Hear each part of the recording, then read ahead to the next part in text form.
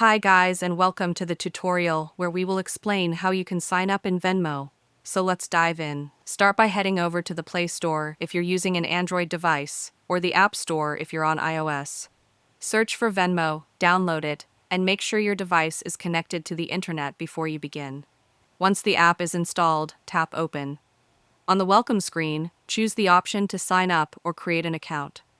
Next, you'll need to select how you intend to use Venmo, whether for personal use, teams, or business transactions. In this example, I'll go with the personal option. Now, type in your mobile phone number and hit Send Code. You'll receive a text with a verification code. Enter that code into the app to move forward. Once verified, it's time to set up your profile.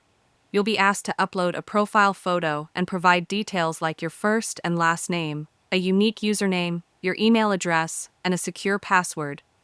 After completing these fields, hit Next. Venmo will now present their user agreement and privacy terms.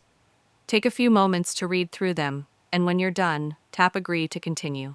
At this stage, Venmo might suggest syncing your contacts to help you connect with people you know.